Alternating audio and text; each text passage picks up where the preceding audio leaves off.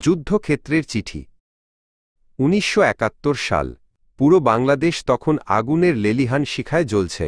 শহরগুলো শত্রুর হাতে দখল হয়ে গেছে। অসংখ্য পরিবার ছিন্নভিন্ন, কেউ সীমান্তে, কেউ শরণার্থী শিবিরে, কেউ বা যুদ্ধক্ষেত্রে। এই ভয়ঙ্কর দিনগুলোতেও কিছু মুক্তিযোদ্ধা কলম আর চিঠি দিয়ে প্রিয়জনের খোঁজ নিতেন।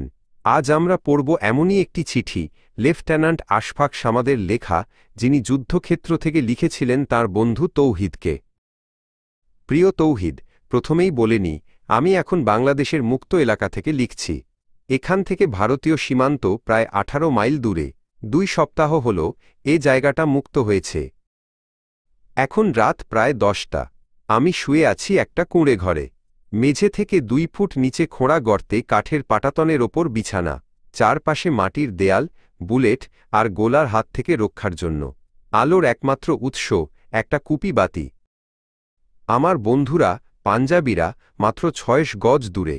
আজ রাতে তারা গোলাগুলি করেনি, তবে জানি যে কোনো মুহূর্তেই শুরু হতে পারে।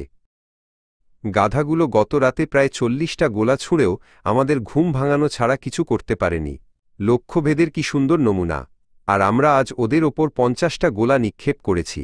খবর এসেছে একটা কুকুর মারা গেছে। কি অসাধারণ লক্ষ্যভেদ বলো তো। তবে এসবের মাঝেই ভাবি, বাংকারে থাকলে হয়তো বেঁচে যাওয়া যায়, না হলে ভাগ্য খারাপ হলে একটা গোলা সরাসরি এসে পড়তে পারে, যদিও তার সম্ভাবনা খুবই কম। অনেক দিন পর পুরনো দিনের কথা মনে পড়ল বলেই তোমাকে লিখছি। বন্ধুদের কথা মনে পড়ছে, পরিবারের কথা মনে পড়ছে, আর সবচেয়ে বেশি মনে পড়ছে আমার ঢাকা শহর। তুমি জানো তো তৌহিদ, এই দিনগুলোতে পুরনো দিনের কথা ভাবার সময়ই পাইনি। জানি না আবার কখন তোমাকে লিখতে পারব। শেষ চিঠি লেখার জায়গা থেকে এখানে আসতে পেরেছি প্রায় ১৫০ মাইল পথ পাড়ি দিয়ে। লন্ডন কেমন? বড় আর জমকালো নিশ্চয়ই। ওদের বুলেট এড়িয়ে যদি বেঁচে থাকি, একদিন তোমার সঙ্গে দেখা করব। আমার জন্য একটা ছোট সুন্দর জায়গা ঠিক করবে তো? তুমি কি আমার বাড়িতে চিঠি লিখেছিলে? ওদের বলো যেন তোমাকে লিখে তাদের কুশল জানায়। তারপর তুমি সেটা আমাকে জানাবে। ৬ মাস হয়ে গেল, আমি তাদের কোনো খবর পাইনি। বাসায় রুকসানা আর বাকিরা কেমন আছে? তাদের আমার শুভেচ্ছা জানিও। নাজমুলকেও ভালোবাসা। তাড়াতাড়ি উত্তর দিও। ভালোবাসা রইল, আসফি। চিঠি এখানেই শেষ, কিন্তু লেফটেন্যান্ট আশফাকুস সামাদ আর ফিরে আসেনি।